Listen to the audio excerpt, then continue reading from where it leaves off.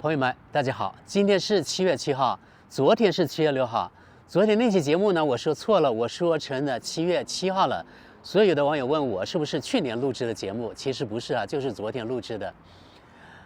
现在是中午2点钟左右，就是一天气温最高的时候。但是呢，我今天还是要穿那个薄的秋衣，因为我们这边啊，今年德国的夏天有点怪，特别凉。就是我从中国返回德国那1-2天，白天气温有超过30度，这一段时间都比较凉快。白天一般是22、23度，比如说今天可能22度左右吧。你看我现在2点钟出来，还要穿着薄的那个秋衣，否则太凉了。所以呢，在欧洲过来旅游的或者是出差的朋友们，可能也会发现啊，经常在德国或者是北欧这些国家，夏天的时候，你到街上会看见一些人穿着羽绒服，有的穿着 T 恤，有的穿着短裤，有的穿着长裤，反正穿什么的都有。这就是我们这里早晚一个是气温那个相差比较大，另外一个呢，确实啊，我们这里的气温不是很高。今天我又来外面跟大家说一个话题，但是进入今天话题之前呢，我想就昨天我说的那个在德国找厕所，还有那个我拍了一些这个一路呢有一些垃圾，还有很多的烟头，然后有的网友有个别啊反驳我说，中国也很脏啊，也很多烟头啊，如果你不信，我可以找出来。其实啊，我并没有否定中国没有烟头，对吧？但是我昨天拍的都是主要的街道，比如说昨天我在那个科隆大教堂，科隆大教堂是什么地方呢？是科隆的地标，就相当于你去北京天安门广场附近，你觉得你在那里能找到很多垃圾吗？在那里能找到很多烟头吗？你看我昨天拍那一路都有很多的垃圾，还有很多烟头，对吧？我并不是去拍那些什么旮旯那个地方啊角落，并不是啊。所以呢，这种没有可比性，而且我从头到尾我没有说中国有多干净，对吧？我昨天那期主要是讲在德国有多难找到厕所，是对比中国来说啊，因为我不知道说这样的人啊是不是中国大陆的人，有没有去过中国大陆？中国大陆的厕所确实啊，在县城、在城市，每隔几百米肯定有一个厕所，所以呢，根本就不是问题。我觉得那期节目呢，拍的就是在德国真的特别难发现一座厕所。有个别的网友又说了啊，中国是有厕所啊，但是中国厕所特别脏。他们说这个脏啊，我不知道他是去什么地方。当然，公共厕所如果来不及打扫，肯定有脏的，对吧？我想问你们啊，在有厕所和没厕所之间，在你3级的时候，你是希望有脏的厕所呢，还是希望干脆没有厕所呢？不知道到哪个地方去解决这个人的3级，特别是对女士来说，这个3级啊是个很大的问题，在欧洲这边，对吧？我相信呢，很多朋友在这个视频下面留言就知道了，他们也反映，对，在欧洲，不管是在荷兰也好，在意大利、法国也好，还是德国也好，都非常困难。当然，美国、加拿大一样，反正西方国家都差不多吧。因为大部分人呢都是在西方国家，对吧？我们的对标就是西方国家，那些发展中国家就不用说了啊。所以，我还是这样抛给大家啊，就是说，在你3级的时候，根本没有厕所可以选择，或者像你那个吐槽中国有厕所但是很脏，那你选择哪个呢？这个答案我留给大家啊。然后呢，说有多脏，然后又说呢，你看东南亚的泰国甚至要比中国要干净，厕所要比那个中国干净得多，怎么样？我发现现在很多人啊，他没有理由的时候，甚至呢连泰国啊、越南、印度都吹起来了，以便呢要把中国比下去，对吧？而且我从头到尾，我那节目啊，中心思想重点就是围绕在德国、在欧洲这个找厕所有多难，因为他很多都没有啊。我没有专门那个把那个什么厕所的干净程度跟中国的干净程度比，对吧？这是有和没有厕所的问题。所以呢，请这些我不知道是不是喷子啊，还是带有任务，我不知道。反正呢，理屈词穷的时候，又会说啊，既然德国不好，那你为什么不回中国去？这不是这个是要讲的这个东西啊，对吧？我拿的是德国护照，难道我不可以说德国实际情况吗？说德国实际情况它不好的地方，那你不愿意听，打破了你对德国那种想象的天花板，然后呢就对我说的不满意了。我拍的情况没有半点是夸张的，就是德国真正的实际情况，对吧？比如说德国拍出来了，我走了1公里路，只发现2座厕所，有一座呢是那个0.5，就是0.5欧元，4块钱人民币的；另外一座厕所呢是1欧元一次，8块钱。这也是实际情况吧，对吧？而且有厕所就不错了。很多人3级的时候，特别是女士，到哪个地方解决都很成问题。虽然这西方人有些有那个发明创造的思想，比如说我在视频当中拍出了有那个十字架型的那个露天男士厕所啊，就是4个男人，你对着我，我对着你，另外那个人对着另外那个人，一共有4个，同时在这个站立式的小便池那里可以面对面，然后可以撒尿，这是露天的啊，就是可以看得见对方的那个眼睛。如果他人高一点，可能还看得见对面那个人的那个鸡鸡有多大多小呢？反正我在这种情况下，可能我那个小便不出来，所以我还挺佩服啊这些欧洲人，他们处事不惊那种自然太弱的那种精神啊。我昨天晚上又出去拍了，还确实拍下来有人现场表演那个小便的那个场景。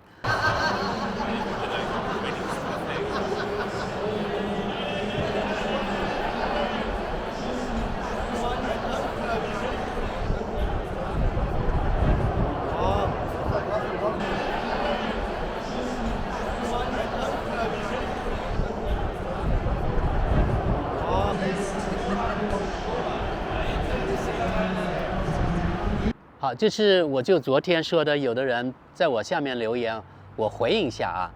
今天我说的是另外一个话题，德国国家电视1台报道啊，就是在德国呢，如果你是德国公民，你去申请护照，你知道要等多久吗？多少大家知道吗？不是8天，是8周，8个星期，至少要等8个星期。刚才我还专门问了我的德国的伴侣，他说真是这样。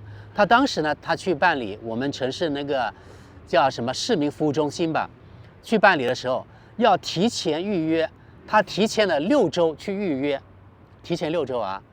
你想临时去办理，对不起，没空。然后6个礼拜之后你才来，来了之后呢，你在家再等4周，也就是他办理一个德国护照，他花了10周，所以德国电视1台说的啊，最少要等8周是正确的。那为什么在德国，他这护照是不是慢工出细活？德国这护照特别金贵呢？不是这样，它的主要原因啊是德国联邦印刷局来不及，因为申请护照人太多了。为什么申请护照人太多了呢？为什么来不及呢？这个德国电视1台是这样解释的啊，因为呢前几年新冠疫情，所以很多人呢窝在家里出不去。现在疫情放开了，很多人想到国外去旅游去度假了，所以呢突然今年就办理护照人就很多很多。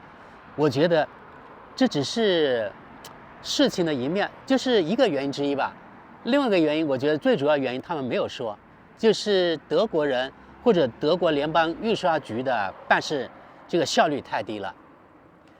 好，以前我记得有的人吹德国的时候就说，你看我们或是欧洲的时候，你看在欧洲当职员，1个礼拜工作35小时，没有加班，从来没有加班，怎么样？对，在这里就是联邦印刷局，我猜啊，可能他们就没有加班，而且它是没有规定，比如说你这印刷局一天一定要那个印刷或者制作多少本护照，这个硬性规定我估计没有。而且除了印刷局的老板可以，比如说跟他手下的人商量，你们那个加油一点，怎么样加快你们的工作速度之外，其他的领导，比如说你某市的市长，或者是德国联邦什么什么局的那个印刷局的上司，也不能给他施加压力，可能根本就没有想到加班加点儿，反正你们这些人倒是没有护照去国外旅游是你们自己的事情，跟我们印刷局无关。我觉得就是这个啊，就是他们没有那种主人翁的精神，反正每天就按部就班。每天我能够制作，比如说100本护照，那我最多就是制作100本，或者我只制作80本。你们那些德国屁民能不能拿到护照，不是我的事情。我认为可能是这个问题。所以说，他们说德国联邦印刷局呢出现了什么瓶颈，不是什么屁瓶颈，而是这些人根本就不想加班，对吧？如果我看到了啊，那么多德国人现在要申请护照出去旅游度假，反正他们申请护照肯定有他们理由，对吧？不会说平白无故去申请一本护照。然后我看到那么多积压，对不对？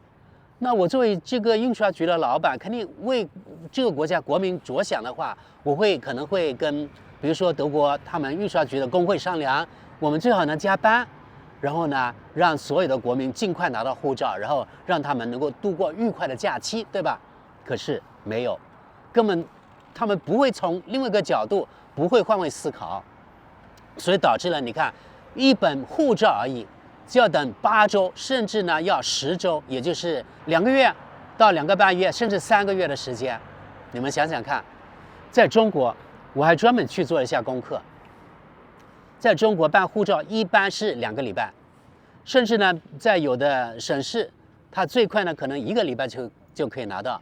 也就是说1个礼拜到2个礼拜，2个礼拜呢是正常的啊。好了，在德国8到10个礼拜，你自己算算看，这个效率的差别有多少？这是效率。好，另外一个呢，在德国办一本护照要多少钱？我专门拿出我这个德国护照，这本是德国真正的护照啊。这本护照多少钱呢？它护照有区别，比如说你是36页的，还是48页的，或者24页，有不同的区别。最便宜大概是70欧元左右，是正常的页码啊，70欧元左右。如果你要加页，是100欧元左右。要等8到10周啊，大家没听错。好了，如果你要加急怎么办？对不起，另外收费，另外收32欧元，也就是你加急的护照大概100欧元左右。100欧元相当于人民币差不多800块钱，然后呢，普通的护照是70欧元，也就是550块钱左右，就是这个护照的费用。在中国，好像护照是150块到200块钱左右，对吧？你自己想想看，150到200，而德国呢是550到800，所以什么地方其实啊都是水涨船高。有的人说德国人的那个收入很高啊。但是德国人的支出也很高，这体现出来了，对吧？另外一个呢，就是这个效率的问题了。这个德国这个护照要8到10周啊，让德国人很愤怒啊。为什么？我家那位就很愤怒。好在当时啊，他不用去出差，因为他发现他的护照过期之后，他想到，我现在马上去办理。假如他那1个月要到外国去出差，那就泡汤了啊！幸好没有。现在是这样，德国人为什么那么生气呢？因为在德国，很多人他会提早预定他们去国外去度假，早预定好了，然后呢钱也交了，但是呢那个护照环节没有考虑，因为很多人一般来说办一本护照，它有效期一般10年，对吧？可能他都忘了他的护照有没有过期。好了，他度假之前把护照拿出来，糟了，看到马上过期了，然后再想到要去办理新的护照，然后你看到了当局那里去办理，吃了闭门羹还不算，还告诉他要等8周到10周。你说他这个人心情还好吗？1年盼星星盼月亮，盼到国外去度假那个机会，对吧？然后钱都交了，也许全家他们去度假1、2个礼拜，要花4、5千欧元呢。4、5千欧元，现在卡壳了，卡在哪里？卡在护照。你想加急还可以啊，但是要另外交费啊。然后呢，加急他也不敢保证马上把那护照给你，就是说当局他不能保证你什么时候拿到护照，虽然你交了那个加急的费用，这就是令人讨厌的地方。所以呢，这其实在德国相当于今天7月7号的一个丑闻吧，连德国电视1台都报道了，就说明这个事已经非常大了。反正对这些很多人，他现在着急拿到护照，然后出国度假的人或者出国去那个出差的人没有用，对吧？没护照就没护照。但是在德国呢，还有这样的一种情况啊，可以同时拿2本护照。他的那个时间其实也差不多，好像也花了我4、5周的时间，所以是不是能很急的时候、很急忙的时候拿到那个护照，我真的不敢说。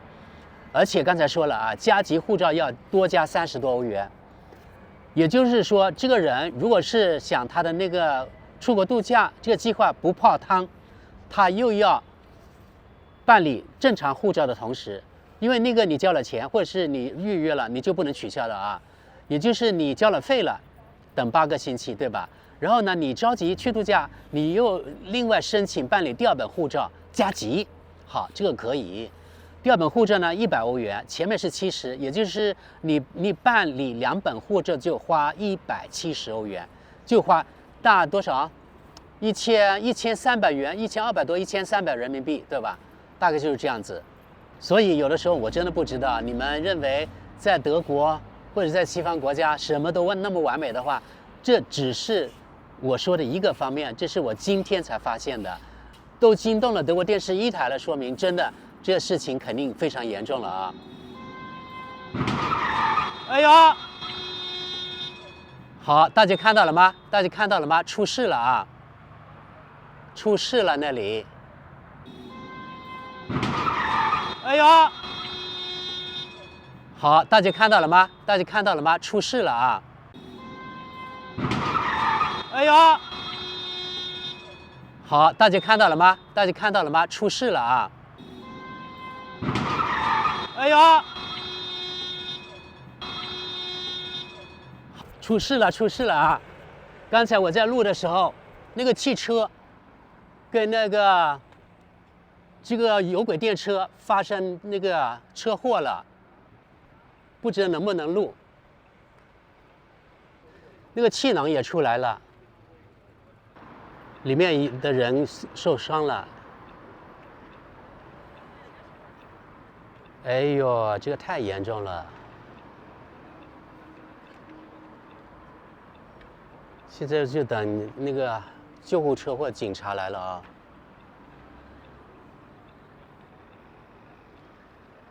这是我见过在德国亲眼见过最严重的一次车祸了，估计没注意看红绿灯。好，警察也来了，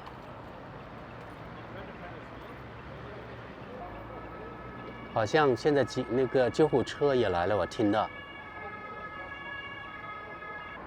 你看，这就是后面是科隆大教堂，对吧？